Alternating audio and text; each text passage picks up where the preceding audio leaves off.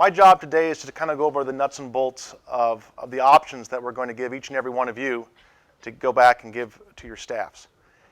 And you can look up here where it says alert, run, hide, and fight. And I don't want you to think about these options as a linear type program, okay? It's not like they teach you when you catch on fire where you stop, drop, and roll, and you do it in that order. These things are all going to be happening maybe at the same time, maybe out of order, but they're all things that will happen during an active shooter incident. The first one is alert, probably one of the most important things, and that's letting people know what's going on. And we have to give people as much information when something like this occurs as we possibly can. It says up here that information is the key to good decisions. You're going to see that later when we talk about the other options that you have besides hiding underneath a desk. The idea of this is to provide as much intel as possible. You're going to see a map here in a minute and kind of what our current policy is and what probably many of your policies are for lockdown drills. When we talk about alerting, I want you to think about alerting people before the incident, during the incident, and after the incident, okay? And giving information out during those times. We talk about alerting before the incident. Obviously, we can't predict these things that are going to happen. But if something like this is going to occur, we do want to give information out there to our parents of how we want them to respond. Now, that's not going to solve all of our problems. Not all of our parents are going to respond in a rational way. This is a very irrational event. But the more training we can do, the safer the children are going to be, and I'll tell you why. Let's talk about Taft for a minute. In our task force, we had the opportunity to talk to one of the employees at the Taft incident, and John and I have talked to some of the first responders out in Taft and the FBI and the Sheriff's Department. And one of the biggest problems out there, which you can imagine, was that when word got out, and it got out very quickly, that there was a shooting at the high school, the parents clogged up the streets. The law enforcement had a difficult time getting into the high school because of the parents. They wanted to get there and get their child out. Well, that did a couple different things. One, it put the parents in danger because now you have adults trying to get onto the campus when you have an active shooter. Two, you're delaying the response time. And if you remember back to that slide, minutes equal lives. 2 to 4 people shot every minute. The more the parents delay that response, the more people that are shot, the more people that are killed. So in the Norris School District, one of the things, maybe in your school district, we have parent education nights. And most of the time we do parent education nights on kindergarten readiness, homework, things of that nature. But this is also an important topic of where you want those parents to respond to. Telling those parents, this is where you're going to get your child back the quickest. This is how you're going to help your child be the safest. This is how you're going to be the safest during one of these incidents. Then you want to talk about alerting during an incident. There's different ways that you can do this. You have from PA systems that you do your morning announcements on. We're in the process right now of training each teacher and in-servicing them on how to do an all-call. Most of those all-calls usually come from the office or the principal. We do our morning announcements in the Norris School District. We do the flag salute every morning. But they have that option. And so we're training them to do that only in an emergency because, again, that gives us more information. It's quicker. The shooter may not always come through the office. Maybe they jump a fence in the back where someone else is going to see them. We don't want to create a situation, again, minutes equal lives, where the teacher then has to see what's going on and say, oh, that doesn't look right. I better call the office and let somebody know. Call the office. Can you tell Mr. Wyrather, who gets a hold of the secretary, that there's a stranger out there on the campus? The secretary then has to call me or interrupt a meeting that I'm in. That's too long. We want the information to get out there as quickly as possible. There's also alerting and information after an incident is over. Some of you may have the capability of sending out announcements through your phone system, robocalls, text messages. There's lots of different programs out there, but you need to be thinking about ways that you can, let parents know what's going on. That's going to help the law enforcement. It's going to help you facilitate the return of those kids. Here's a map of a school, and like I said, the policy right now for many of you probably is to say, get on the intercom and say, lockdown, lockdown. Not that long ago, we used to have code words. Ours used to be, Dr. Cotton, please come to the office. Well, that's great, and I think that was meant to maybe confuse the shooter or the intruder. But if you have, like in our district back then, a couple guys with doctorate degrees, or if you have some ladies with doctorate degrees that are superintendents, they may be confused. You're teaching, and did they say Dr. Perucci, or did they say, Dr. Cotton? Who was that? We don't want people to be confused. So we switched it. We went to, let's just say we're going to lock down. There's an intruder on campus. Lockdown, lockdown. What does that tell us? If you heard that on the announcement, what does that tell you?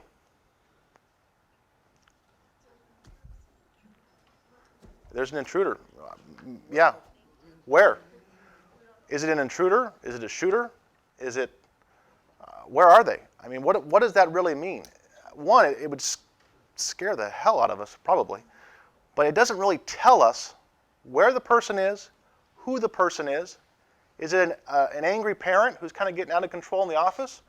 Or is it someone coming down the hallway with a gun with the intent to kill children? We don't know. We want to switch lockdown, lockdown to lockdown, lockdown, gunman in the administrative office. Okay? Gunman in the office, gunman in the library. You want to be as specific as possible. You may even add what they look like, or if you know who they are. That tells us a couple different things.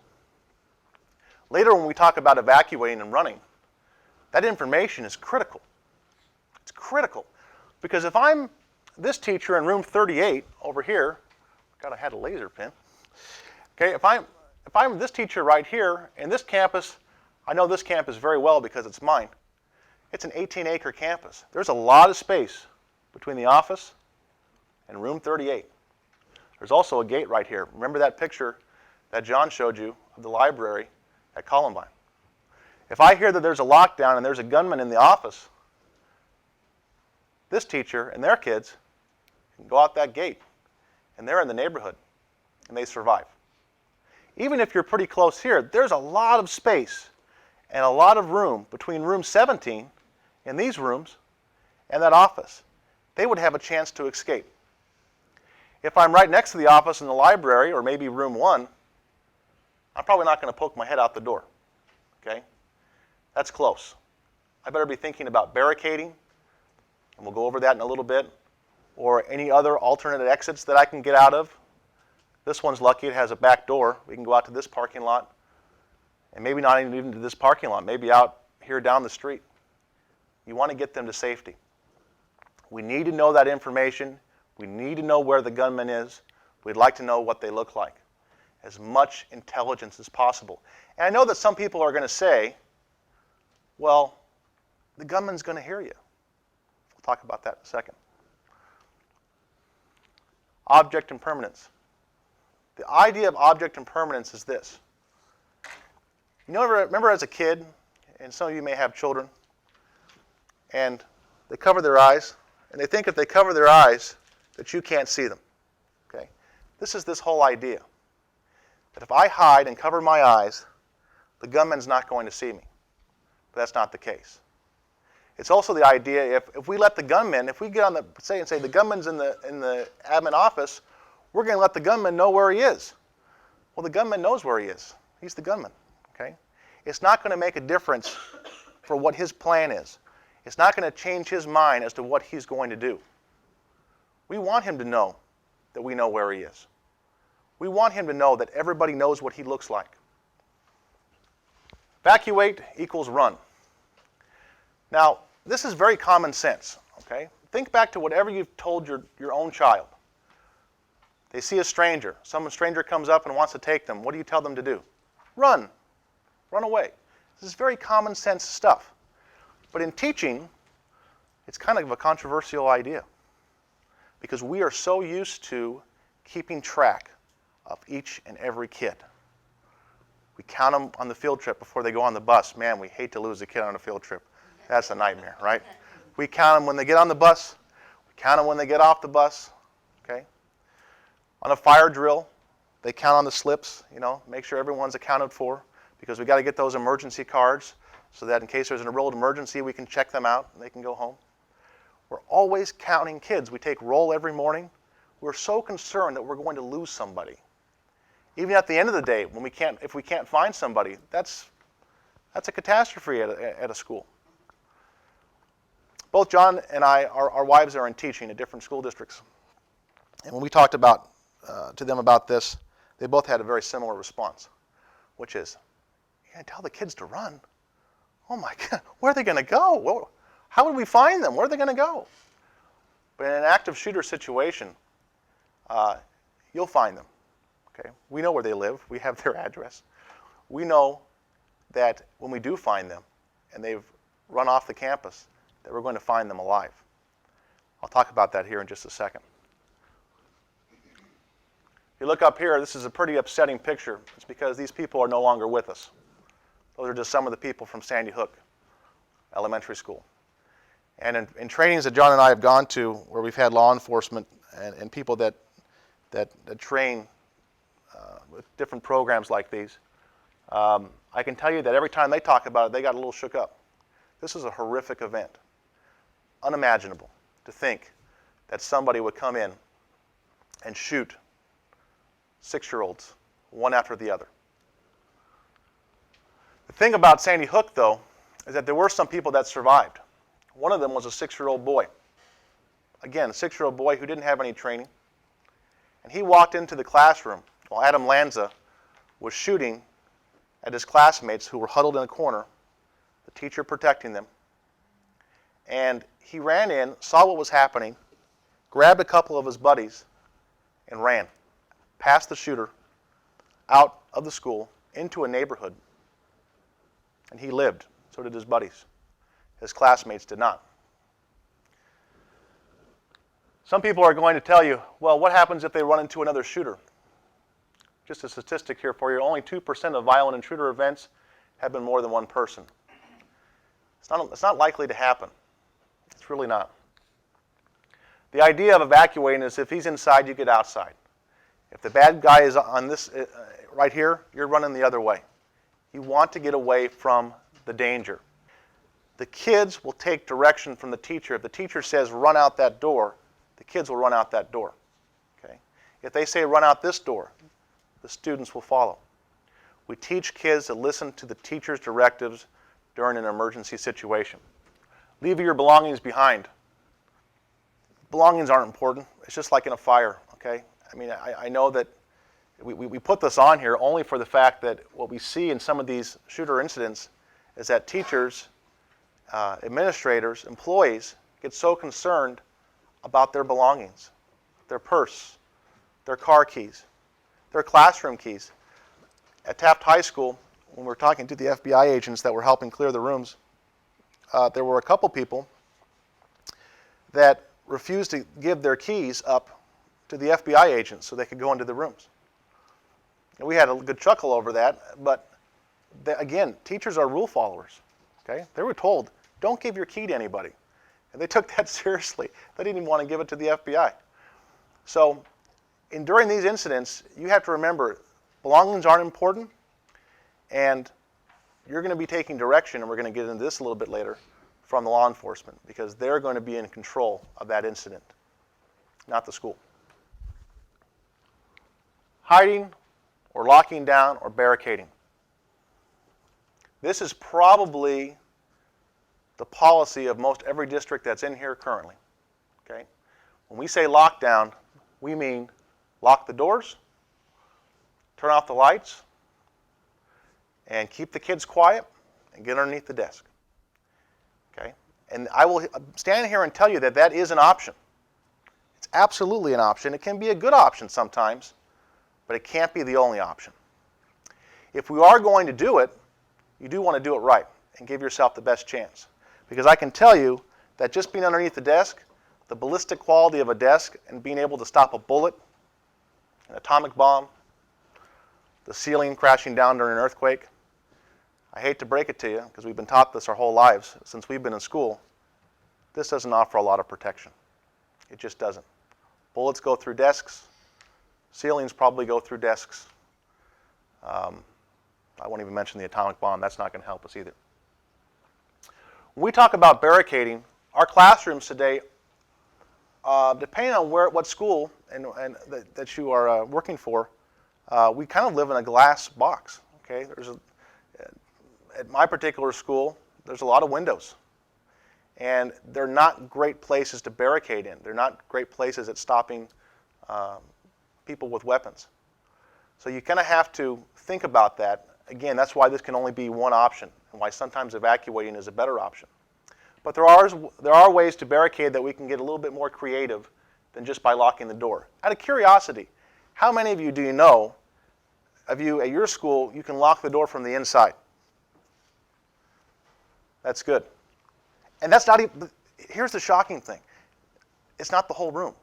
We still have, after all these school shootings, classrooms where you have to go outside the door, lock the door, and then come back inside.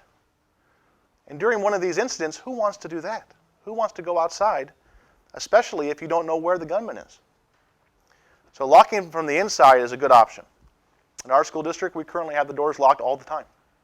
Classroom doors are locked. Okay. Does that provide a little bit of an inconvenience? It does. It does, but we work around that because we think safety is more important. Okay. Locking a door is a good option, but it can't be the only option. There's sometimes when you can't lock the door. There's doors that swing in, and there's doors that swing out. So we want to show you today just a few ideas, and you're going to see them, you're going to be like, oh, that makes sense, of what you can do.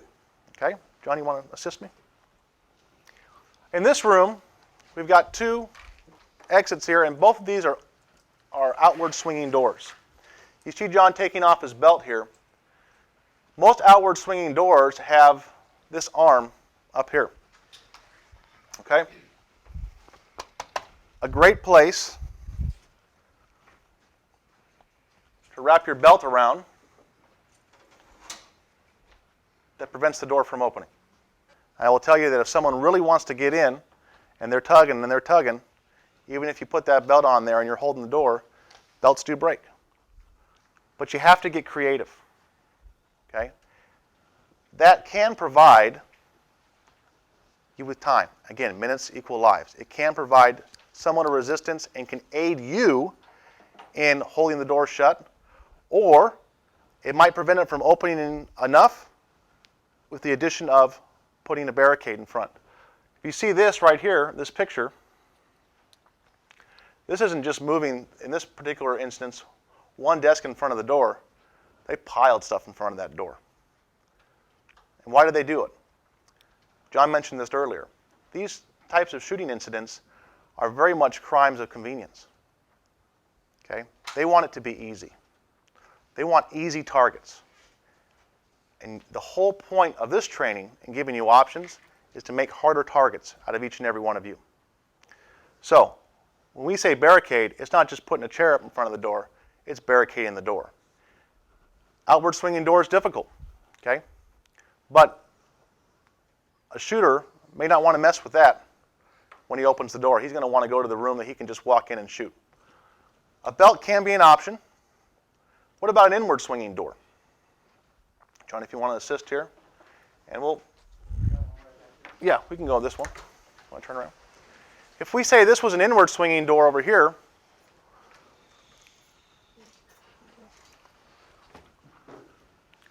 John here is on the floor. He's got his feet up against the door. He's low to the ground, which is important because, again, the ballistic quality of a door, even though this is a metal door, probably not great. A round's going to go through there. We saw that at Virginia Tech. Very brave men. They lost their lives. They saved a lot. But the bullets will come through the door. When he's on the ground right there, I'll make you get down there one more time, right, just for fun. That's all right. Okay. What's great about this room is that it's carpeted. There's a lot of friction now on his body. And I will tell you that in the training that we went to, we had a pretty big guy as an intruder. Okay, he was 200 plus pounds.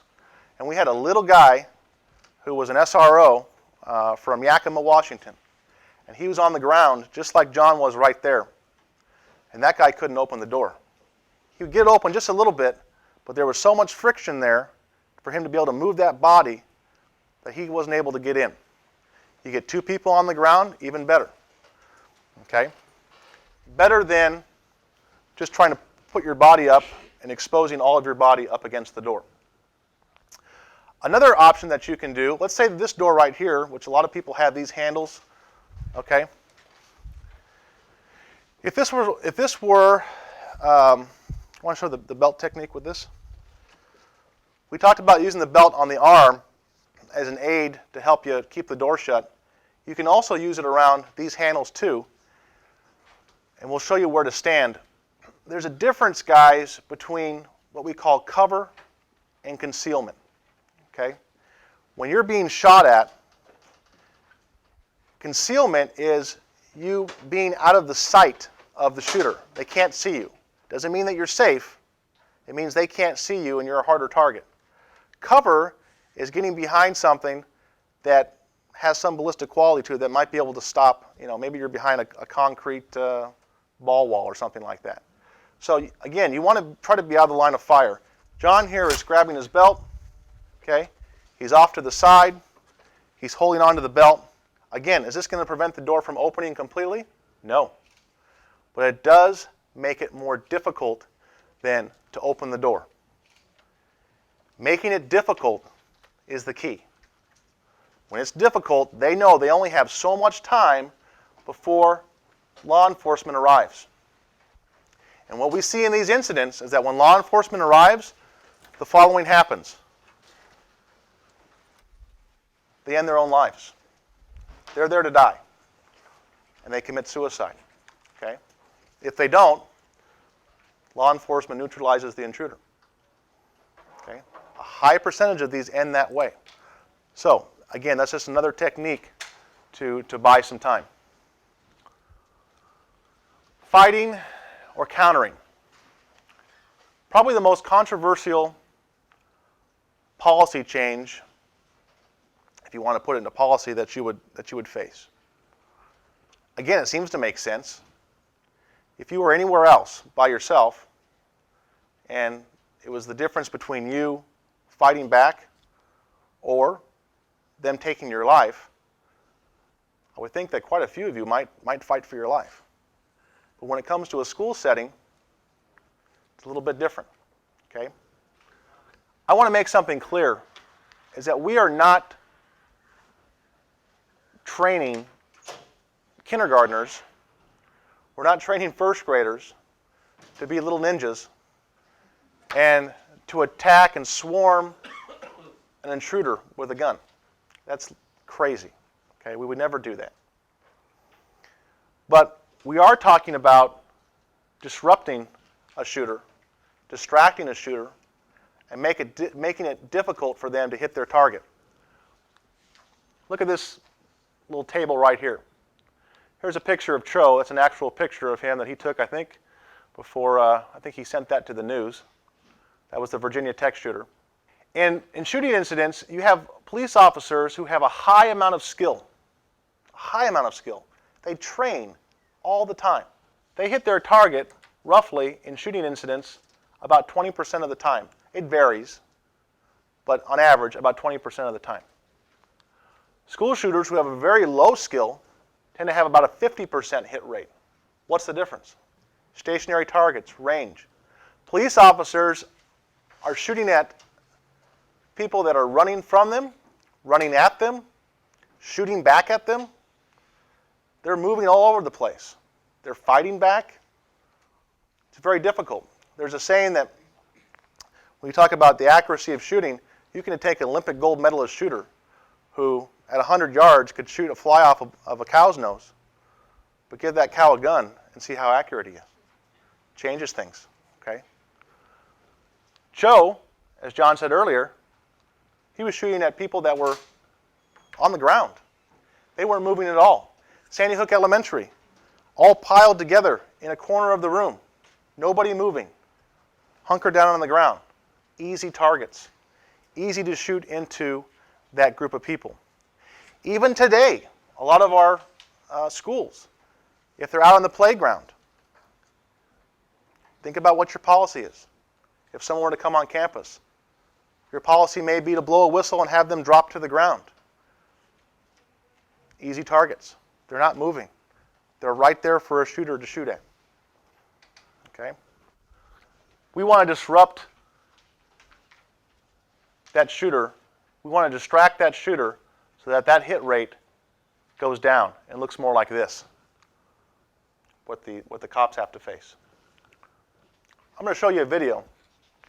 It says John Hessel. John Hessel was a city attorney in Kirkwood at a city council meeting. John Hessel didn't have any training as to what to do during a shooting event. He was at a city council meeting when a disgruntled, I think, former city employee came in and began to shoot. This video is his account of what happened and basically how he survived that incident. And 7 people did not. Walk me through what happened when you first heard Cookie. I was looking down because we were just starting a public hearing and I was entering exhibits into the record. So I didn't see him enter the council chambers. I heard his voice and I looked up and he was to my left. He was standing a foot or 2 away from Officer Tom Ballman, who was sitting in a chair up against the wall. He had a placard in his hand, and I didn't see what it said or anything, because when I looked up, he immediately dropped his placard. I saw he had 2 guns in his hand. He was shouting something. I didn't understand what he was saying, and he immediately shot Officer Ballman. I then ducked underneath the DS. And I remember Art McDonald ducking underneath the Diaz, Tim Griffin. I heard other shots, did not see what happened. I then saw Mayor Swoboda walk behind me and go from my left to my right. And I heard a shot, I saw him fall. I saw that he was bleeding from the head. I then heard additional shots to my right, and they sounded very close. And I believed he was just going down the Diaz and shooting people.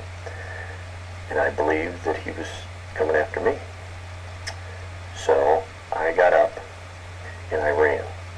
And I ran to my left and I was heading towards the front door. And I looked out and saw in my peripheral vision that he was coming towards the front door as well, chasing after me.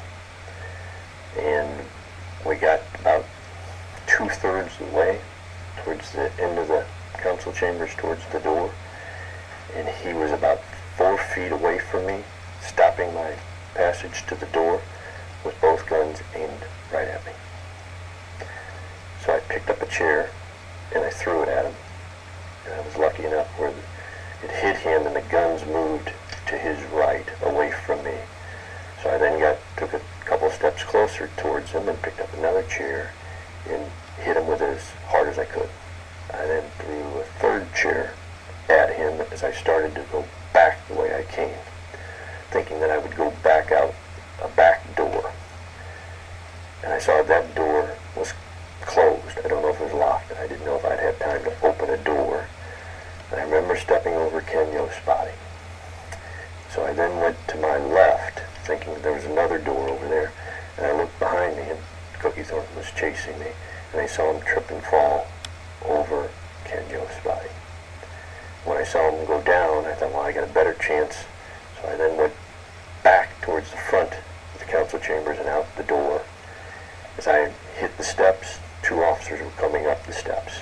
They were literally at the top of the steps when I was taking my first step onto the steps.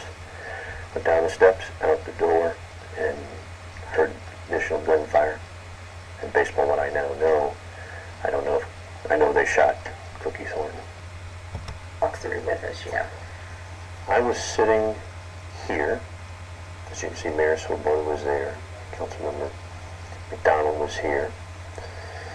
When I saw Cookie Thornton, he was standing right there. Officer Ballman was right there. He was only about a foot. That's when he dropped his placard and immediately shot Officer Ballman. I then went underneath the DS. heard shots. Then I saw Mayor Swoboda walking this way, and I saw him fall, and I saw him bleeding from the head when he was laying right there. I then later on heard shots over this way, which would have been again to my right, and they sounded like they were getting closer to me, so I got up and ran this way. Ken Yo's body was right there. Tom Ballman's body was still in the chair. Ran here, hoping to get to the door. When I got to about here, Cookie Thornton had come from here and was right there. And that's where I threw the chair at him, then hit him with the chair, and then threw another chair at him. And then I ran back this way, throwing chairs behind me as I went, hoping to block him, hoping that I was going to go through a doorway that was here. That's the door that appeared to be closed. So then I started going this way, thinking I might head for that door. And that's when I looked back, when I was about here, I looked back and I saw that he had stumbled and fallen over Ken Yo's body, I believe. So then I decided to go this way out the front door. The steps were right here. After I got out the door. John Hessel had a lot of different reactions during that incident. In fact, I think he had all three that we talked about. Initially, when it happened, as many of us would be, he was shocked. He ducked down, he hid. Okay? Very common reaction. He then realized very quickly what the shooter was doing, which was going down at the people that were hunkered down and shooting them, just like we've seen in these other incidents, like Virginia Tech, Sandy Hook. And he did not want to die. That's the question that it comes down to. That's really what it comes down to for each and every one of us. He did not want to die that day. He wanted to live. He wanted to go home to his family. Think about your family. I'm newly married. Just got married a couple weeks ago, so I still have something to live for, I guess. I'm only been married a couple weeks, so I would still like to live. Okay. He then got up and he ran. Okay. Another thing that we talked about, flight. He tried to get away. When that didn't work and he was faced with a shooter, he didn't sit there and give up. He fought back. His instincts kicked in. He threw 3 chairs at the guy. That disrupted the shots, bought him some time. He ran again. That's what saved that guy's life. He could have been like the other people that died and hunkered down and did nothing, but he chose to live. We talk about fighting or countering. Again, I want to emphasize this is a last resort. Okay? This training doesn't give you a license as an administrator to go out there and take care of the problem on the campus. We're not asking you to do that. That would be silly. Okay? We're not training you to be a hero. We're not going to give you any tools to help you be Rambo. Okay? What we ultimately want to have happen is for the law enforcement in the back to come on campus and neutralize the threat. What we are training you to do is to buy yourself some time, and the time equals lives. We're going to demonstrate several different things. Before we do, I want to bring you down to the slide to this silly thing right here. It says OODA Loop. It's kind of fun to say. It's actually an acronym. The OODA Loop is something that each and every one of us who's ever shot a gun, okay, it's something that each law enforcement officer who is trained in using a weapon, it's a process that you go through in your mind. Okay? This goes back to Navy fighter pilots, okay, and they're finding their targets up in the sky. The OODA Loop stands for observe, orient, decide, and act. That's a process someone goes through as they're coming in with a pistol. They're observing the situation. They have to orient themselves to the room, to their surroundings. They decide on a target, they act, and they shoot. We want to disrupt that OODA loop. That's the whole idea behind fighting and countering. You want to disrupt that OODA loop because the more you disrupt that OODA loop, that percentage of shots that hit the targets goes down. Okay? There's different ways you can do that. Noise is good. You might have just heard that noise over there. It's distracting, wasn't it? Noise is great, okay? Yelling, screaming, big, loud, booming voice, okay? That distracts the shooter. Movement's a great one, okay? Moving around the room. Harder to hit a moving target than a stationary target. The more distance you have, the harder it is to hit your target. And anything that can distract the shooter, anything that can distract the shooter, and that could be things that you throw at them. It could be things, we're going to do a little demonstration here actually, okay? We have some tennis balls here, and we're not going to go through and think about a classroom, okay guys? A classroom is full of things that you could use as weapons or things to throw that are very distracting. Every room is a fire extinguisher, okay? Depending on what type of fire extinguisher it is, you spray that, that's distracting in someone's face. That's going to disrupt the OODA loop. You throw this, it's hard to pick up with one hand. It's heavy. This thing can do some damage. It's going to disrupt the OODA loop.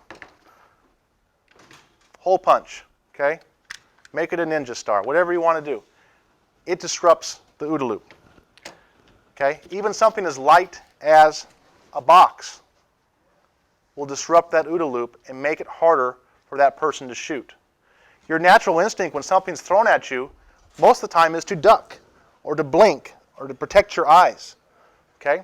Now we're not going to, for this little demonstration that we're going to show, we're not going to allow you to throw a fire extinguisher at me. I don't even really want you to throw the paper box at me, to be perfectly honest. Okay?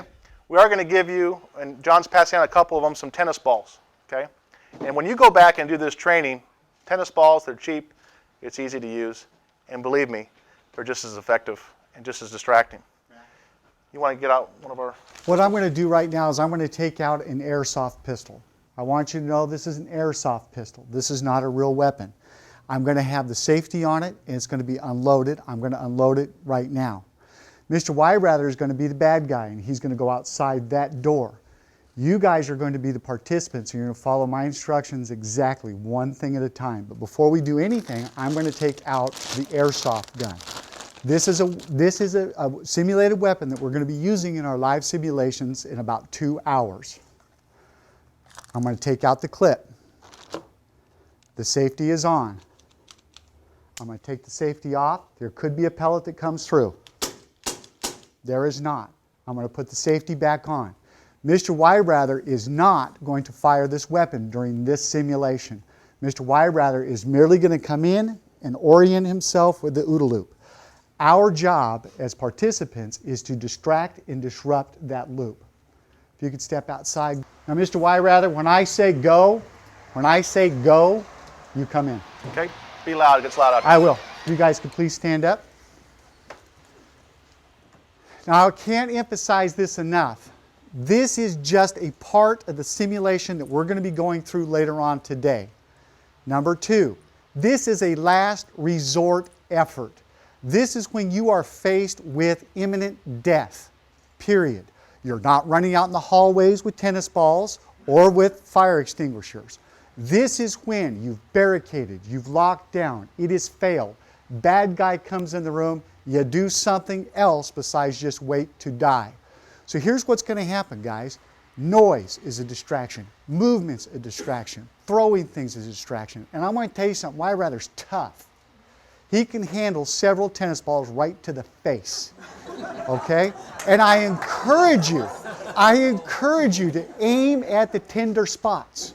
And I want you to move around, and I want you to just don't get hit. He is going to be orienting on you and try to get a hold to try to shoot you. If you want to be out in front, you may. If you want to be behind, you may. You kind of look like sitting ducks right there. I'd move around a little bit. When I say go, bad guy's coming in, I'm ducking, you defend yourself. Mr. Wyrather, can you hear me? Yes, I can. Go, go, go! Everybody down! Everybody down! Everybody down! Stop! Stop! Stop! Stand down. Stand down. Can I have the weapon, please? Yeah. Thank you, sir. Go ahead and have your seats. Someone had a liver shot over here. That was pretty good. Go ahead, sir. It's your floor. Okay. There's a big difference coming in and having, it's a very disconcerting feeling to have stuff flying at you, okay? And, you know, I've shot guns plenty of times. I'm not a horrible shot. I'm not as good as the police officers. But there's a big difference in that than if none of that stuff was flying at me, okay? Where my instinct is to, one, protect myself, okay? I'm not wearing a baseball cup today, so that would have been, okay? So obviously I'm crouching down. I'm trying not to get hit. Than if none of that was going on and I came through the door and nothing. And now boom, boom, boom, okay? Easy. Everyone's sitting down, stationary targets. Nothing's coming at me. I can observe the classroom. I can orient myself. There are no distractions. I can decide very quickly who the easiest targets are. And you're not going to make it. So, very effective. And that's a tennis ball, guys. Okay? That's a little tennis ball. Imagine throwing boxes. Fire extinguisher. Fire extinguisher, actually, depending on some of the carbon dioxide ones, they're loud. I mean, it is distracting. Okay? So anything we can do to disrupt that OODA loop, we want to do. Now, I said fighting's a last resort. Okay? I said we're not going to teach kindergartners to swarm or attack an intruder, and we're not. But as adults, in a situation, depending on where we are, okay, there are some things that we can do. We're going to show you a technique that is, we call swarming, okay, just to show you how effective numbers can be against a person, okay. Darren, you want to come up here? I'm going to pick on Darren, since I know him. Why don't you stand up here? I'm going to pick a couple other people here. Let's see, would you like to come up, please? You, come on up. Brian, why don't you go up there? Okay. Ma'am, you want to come up? Okay. Gentlemen, I want you to come down here, and one on each side, and I want you to grab around the leg, okay? Just like this. Okay? Now don't hurt him. Don't take me He's down. old. Single leg takedown here. Right? No Okay. wrestling. It's not WWF. Ladies, if you could grab each arm, okay? Like this. Grab each arm. Lock in on either side. Okay? And I'm going to move this out of the way here. Okay? Now, Darren is a pretty big boy. Okay? He's pretty strong. I know it because we've gone at it a couple times. Okay? He's a friend of mine. We've got 4 people here. Darren, all I want you to do, I don't want you to we're not fighting them or anything like that. I just want you to try to move forward. And when he starts to move forward, I want you guys to provide resistance, okay? Get a nice low base, a little bend in your knee. Hold on tight. Darren, try to move forward. Okay? No way. Okay? And so, very effective. Now, again, it's an option, okay? It's a last resort option that when you're faced with something, I want you to think about a good situation like this. Gabby Giffords, out in an open space, lots of adults around. That incident was over well before law enforcement got there. That incident happened fast. It was only literally a couple of minutes, maybe not even that, when that went down. And ultimately it was stopped by citizens taking down the intruder. And he couldn't move. Okay? So, controlling the legs and the arms, that's a swarm technique. It's an option. Thank you, guys. You guys can go sit back down. You see this little graph here, and what this basically is telling us, these are casualties by category since 1966.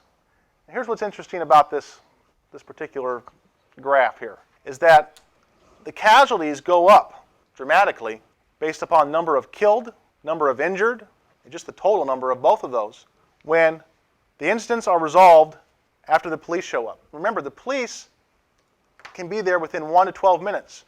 there's quite a few people in this room that are from some very outlying districts that response time is going to vary, okay? It probably is not going to be 1 minute unless they're there already for something else. It may take 12 minutes plus if you're out in Lost Hills or somewhere out there, okay?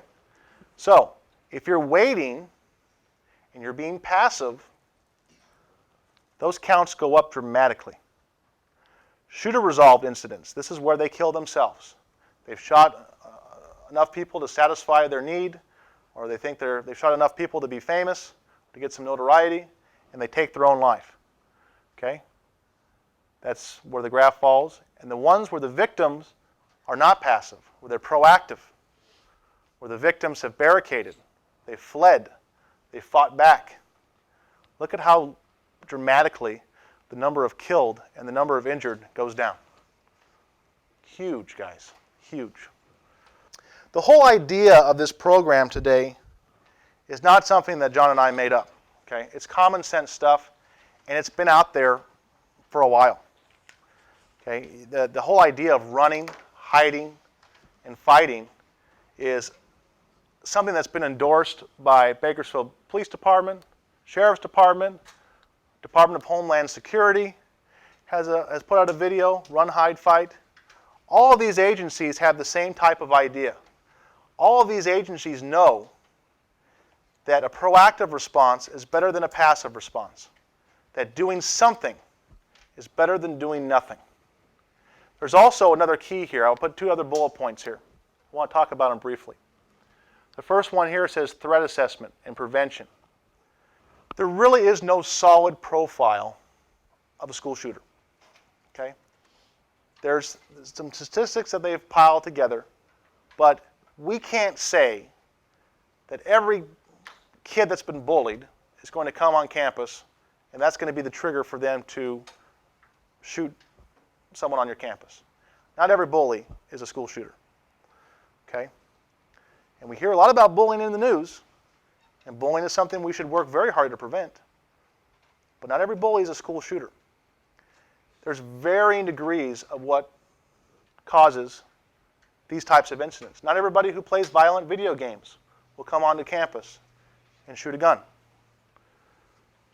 So, threat assessment is key because you have to really have an open mind and be really a tactical mind when it comes to looking at things that are occurring on your campus. It's easy for us as educators to rationalize behavior as just, oh, he's just being a kid. Oh, that's not a big deal. You know, he's only 12. He wouldn't hurt anybody.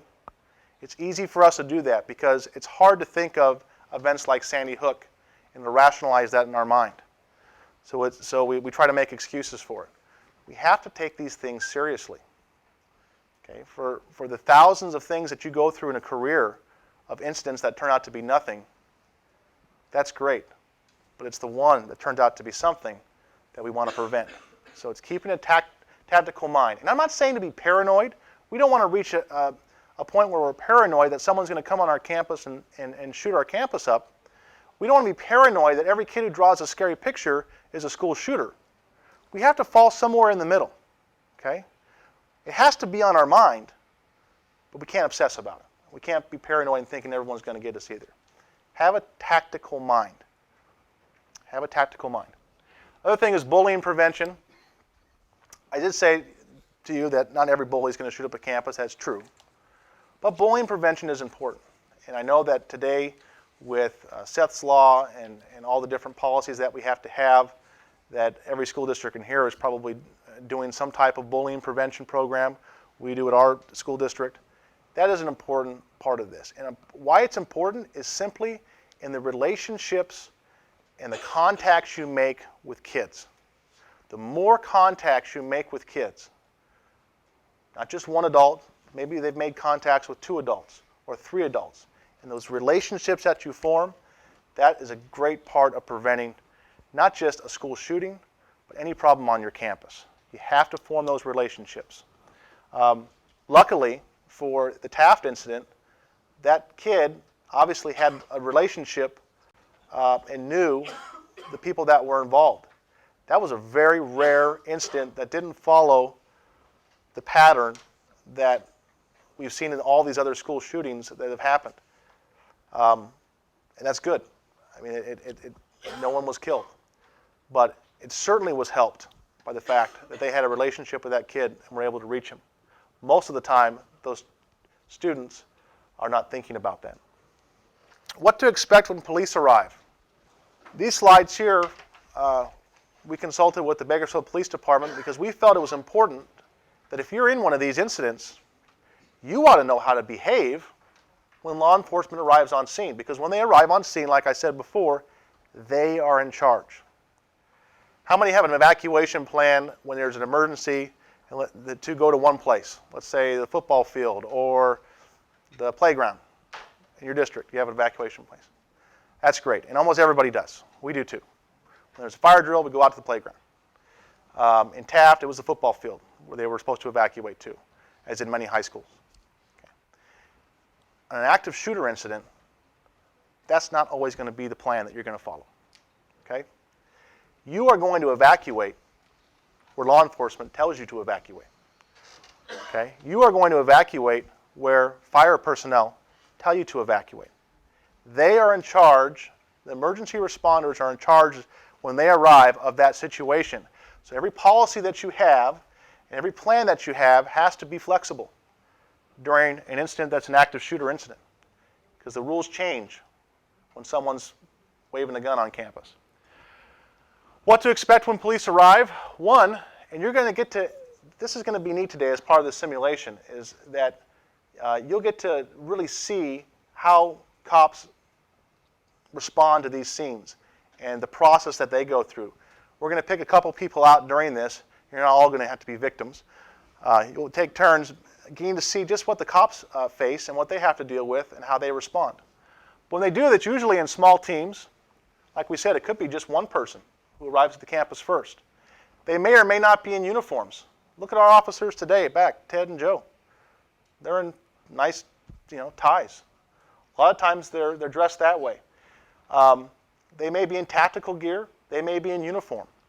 Just depends. You're probably going to have a mixture of all those things on scene. They could be armed with various weapons. In a situation like this, they also may have to use, depending on the situation, pepper spray or tear gas. You need to prepare your people for that. That's a scary thing. When they arrive, they may be shouting commands at you, pushing individuals to the ground for their safety. They're not going to be assisting injured people until the shooter is stopped. Their job is to neutralize the shooter. And they have a very difficult job to do. Imagine if you are the officer who is responding, you have people running at you, you're trying to figure out who the shooter is, to neutralize the shooter. It's a very chaotic scene. And so they will be shouting at you. It's not to hurt your feelings. Okay? It's not to scare you even more than you're already scared. It's because they have to control the environment. They have to control that scene. And they are trained to do it in a specific way and to be able to have you follow commands. It's very much how we're going to run today's simulation too. When John goes through that simulation with you, he's going to be in charge of it. The cops are going to help us make sure that the area is safe that we use. But it's very black and white, and it's very much about following commands. An important way to behave as an adult on that campus or as an employee, as hard as it will be, is to remain calm and to follow the officer's instructions exactly. Please put down bags, jackets, things that would conceal your hands or that would cause them to think that you might have a weapon in any way. Immediately, when you're faced with the officers, raise your hand, spread your fingers, okay? Let them know that you don't have the weapon. Avoid making quick movements toward the officers, okay? I know some of you and some kids, some employees, you can think of these employees' names in your campus, might need to be consoled. They might be upset. And as nice of guys as these are, they don't want to hug during this, okay? And they're not going to hug you back. They need you to have your hands up so that they know that you're not one of the shooters. Avoid pointing, screaming, yelling. Why do you do that? Because it disrupts the OODA loop, okay?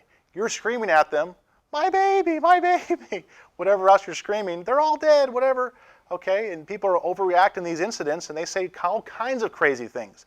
All that shouting and yelling, it disrupts the OODA loop.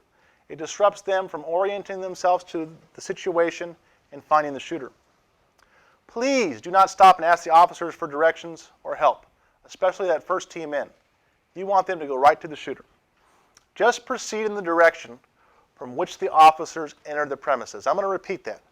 Proceed in the direction that the officer has entered the premises. If I'm in this room and they're telling me to get out, I'm going to go where they were because I know that they've cleared that area. Okay? They have a systematic way of doing this. They'll show you a little bit of that today, but you want to go where they were because you know that's safe. Okay? Information to provide to police or 911 operator. This really goes along with the whole idea of alerting people on campus. Just as you want to give them as much intel as possible as to where that shooter is and what they look like, you want to do the same thing if you have the opportunity to call 911 and talk to the operator. Okay?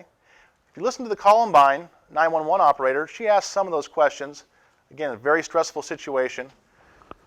You got a little bit of a description out for what she saw, but they want to know things like the location. Where did you last see them? As descriptive as you can be. How many shooters did you see? What did they look like? Number and type of weapons that they had. Number of potential victims at the location. Physical description of the shooter is very important. The better you can be at describing who that person is, what they're wearing, what they look like, it makes it that much easier for those first responders who are trying to neutralize the threat. Okay? First aid. How long before EMS arrives? Well, they might arrive relatively quickly, actually. They could arrive in the first couple minutes, but it doesn't matter because they can't go in until law enforcement has deemed that it's safe to go in. Okay? They're going to be staged and have a staging area somewhere and until they get the word that it's safe and it's a safe area for them to go into to treat the wounded. So there could be times when you're waiting a long time for EMS, not because they're not there, because they haven't been cleared to come in. So you want to have an idea and talk to your employees about basic first aid. I know a lot of employees get CPR and basic first aid training, but there's some other things that I want you to think about and some little tips and tricks that I want to talk to you about that might aid in that process. There were times, if you talk to anybody from Taft High School, in the Columbine incident for sure, hours went by before some people were treated. Some of them who initially survived the initial onslaught of the bullets died because they bled to death before they were able to be treated because they hadn't cleared the scene yet. So you have to know how to control bleeding. It's a very simple process. Okay? Most of us know from our basic aid training that you have to apply pressure. You can create something like a belt or a jacket to apply a tourniquet above the wound. Elevation also helps stop bleeding. Anything you can do to stop the bleeding is going to help that person. When you're talking about an active shooter incident, you also need to be able to be kind of creative as to looking around for things that will help stop the bleeding. I mean, people have clothing and jackets and stuff and compresses you can put on there, but sometimes you may not have those things available, and you can use other things. It seems a little silly to say, but tampons, a great tool. There's usually tampons at a school. Tampons are about the size of a bullet hole, and putting that in there can help control the bleeding. Again, this is where you have to get creative and use what you have with your surroundings. Victim removal. Okay? I'm going to just go over a couple different things. We're not going to practice these things here today. Okay? But obviously if someone's been shot or someone's been hurt, they always tell you, what you've learned from first aid, is that you really shouldn't move them. You got to make sure that you control their spine and make sure that they could have an injured spine or a neck, and you don't want to move the victim unless it's an emergency. Well, sometimes these situations it is an emergency because you have to get out. So there's different ways to move people that we can help you out here. Again, Darren, I'll use you again because you're just right here. Okay. If you have more than one person, it's helpful. Depends on how injured the victim is, from just assisting them like you would a kid, by having them put their arm around, and helping them just as a crutch. Okay. Also, if you can reach around and grab their hands, okay, by their wrists, so you got a good hold on them right here. That's a pretty effective hold that you can drag. Let yourself go limp. You can drag them, okay, out a door. You can even use that same technique if you have them sitting in a chair. Sit here in the chair. Matt, you want to help me? Okay, move you out here. Okay, okay, same thing. Get on that side. Having them sit in a chair and picking them up from that way. You can have someone grab them that same way, and 2 people on each side holding the chair for them, by grabbing them by the wrist. A little chair carry, that works too. Whatever you can do to move them out.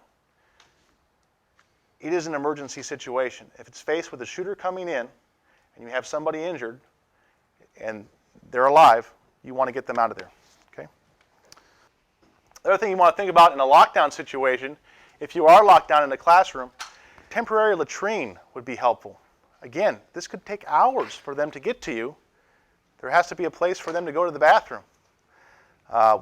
People in different school districts have run into this problem. Some of you have, buckets in a pod or something like that. But having a temporary latrine is a good item to have.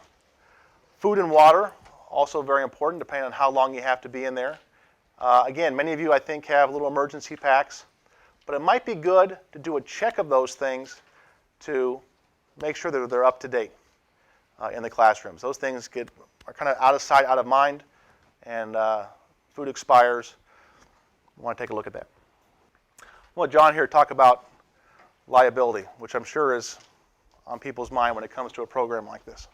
Anytime we're in a situation where we are faced with imminent danger, harm, death, we're going to either run, hide, or fight. That's what's going to happen. But when we're sitting in here in a room thinking about it, learning about it, we start to worry about all the liability issues that's going to happen. I want you to know something, that if you have a shooter-intruder on your campus, you will be sued. If you have a fire on your campus, you'll be sued. If you have an earthquake, you're going to be sued. We know that in our business, we have the potential of being sued for everything, every single day. It's a reality. But when you're faced with evil coming on your campus, you don't want to be paralyzed with thoughts of what if. What if we do this? What will that lawsuit look like? What if we do that, how much money is my district going to lose? We want one thought only, and that is, we will survive. My children will go home to their mothers and fathers tonight. My friends will go home and hug their wives and their husbands tonight. That's the only thought that we're concerned about at this time. We all subscribe to schools' legal services and things like that, and we have insurance. We'll let the lawyers deal with the rest of it later on. We don't want to have a paralysis through analysis. We don't want to be thinking about that at the time. Here's an interesting thought. If the bad thing occurs, what defense do you want to offer? When you're sitting before the lawyers and you're sitting before the judge, alive, by the way, because you get to answer this question, do you want to say something like this? We mandated through policy that the occupants sit passively and wait for help. This is what we trained our people to do. We trained our people to sit there, and by God, we required them to be there sitting, waiting passively to die. Or do you want to say we provided a range of options and communications in order for occupants to make a decision as to their best action to take given the circumstances they faced? The whole point of this training, guys, is to give people options and then to give them permission to make a decision. I know where the Norris School District stands on this. We're going for Part B. We're providing our people with options. We're giving them permission to exercise those options. I guarantee you, liability will give way to survivability when the shooter steps onto campus. The last thing on your mind should be, what happens if the lawyers come and get me? The lawyers are going to come and get you anyway. Be alive. Go home. See your family. Make sure that your friends and your children get to as well. Expectations for employees. We want to keep a tactical mind. Remember with the case at Columbine, with Patty Nielsen thinking that it was a drama play, thinking that it was a cap gun. Do you know how you know you have an active shooter on campus? You have a guy with a gun on campus. That's when you know you're in danger. And some people would say, but what happens if it's just a joke? What if someone's with a toy gun on your campus and it's just a joke? And you respond correctly and tactically and you evacuate, you run, you hide, you barricade.